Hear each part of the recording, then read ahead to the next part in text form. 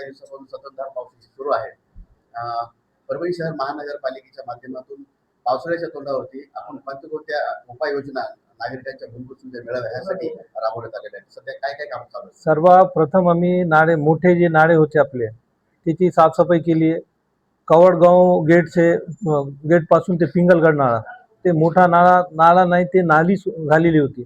आम्ही त्याला नाळ्याला नाळा केलं आणि खूप मोठा त्रास ज्या राहणारे लोकांना तिथं होता की दर्गा रोड परिसरमध्ये जे राहणारे लोक आहे त्यांना आपलं घर सोडून जाऊन एखादा फंक्शन हॉलमध्ये जाऊन राहावं लागत होतं.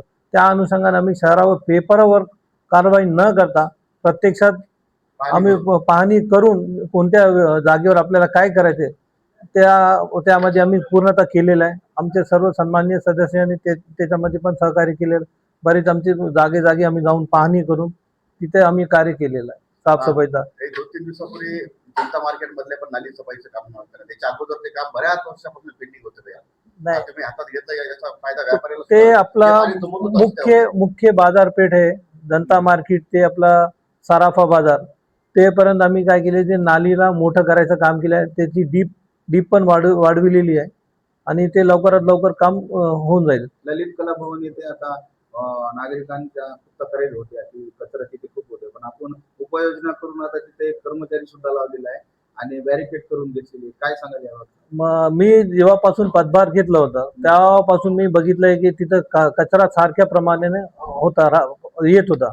मी काय केलं, आमचे जे कर्मचारी त्यांना सांगितलं वेळोवेळी आपण का उचलत नाही.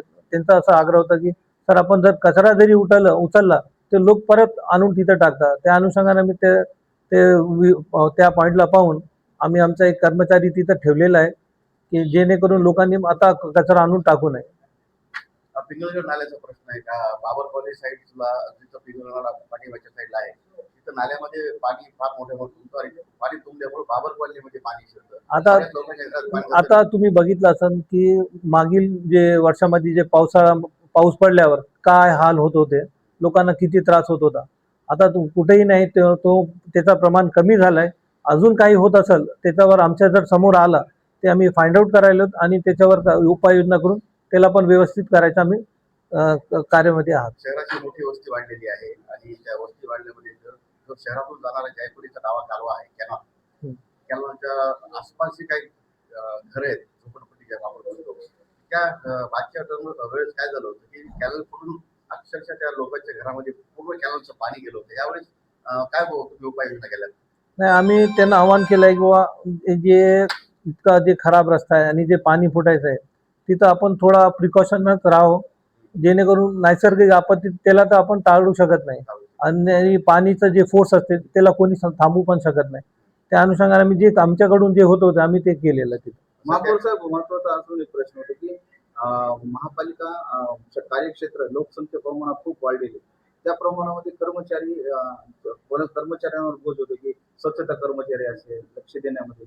मग यानंतर कर्मचाऱ्यांची वाढ होईल का? काही प्रस्ताव आहे नाही आता किंवा तशी जबाबदारी नाही, जेव्हापासून आम्ही ह्याच्यामध्ये लक्ष घातलेलं आहे, आपल्यापाशी 150 कर्मचारी आणि आपली लोकसंख्या जवळपास on record more than 4,50,000 officially आहे. आणि मलाच वाटत नाही की आपले 6 लाख लोक परभणीमध्ये असतील आणि दॅट इज इनसफिशियंट.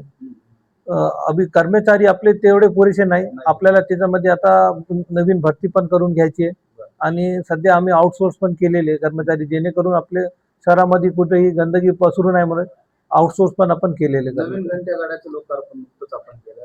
काय वाटतं, कारण की लोकांना सवय लागलेली आहे आता कचरा घरात ठेवतायत जोपर्यंत घंटा गाडी येणार नाही. अवेअरनेस चांगली केलेली आहे, याबद्दल काय वाटतं? आम्ही लोकांना आवाहन करत आहे की बाबा कचरा उघड्यावर टाकू नये आणि नम्र विनंती आहे की आपले जे शहरामध्ये कचरा उघड्यावर टाकू नये, दुकानदारांना खास करून, जेणेकरून आपले जे दुकानामधले जे प्लास्टिक वेस्ट आहे ते झाडून काय करतात ते नाडीमध्ये टाकून देतात. त्यांना कळत नाही का तोच कचरा पुढे जाऊन ते नाडीमध्ये अटकते आणि ज्या मार्केट परिसरमध्ये पाणी पूर्णतः तुंबते. त्यांची जर हे चुकीमुळे होत आहे तर त्यांनी हे पण त्यांना पण कळालं पाहिजे की आपण प्लास्टिक वेस्ट जे मटेरियल आपल्या शॉपमधून निघतंय त्याने टाकू नये. पॉलिथिन डस्टबिन एक डस्टबिन आपल्या शॉपच्या बाहेर त्यांनी ठेवावी, एक ओलासाठी आणि एक सुका कचऱ्यासाठी. सर्व लोकांना सांगतो आपले शॉपकीपर्सना. पॉलिथिन संदर्भामध्ये मागे महापालिकेने चांगली कारवाई केली.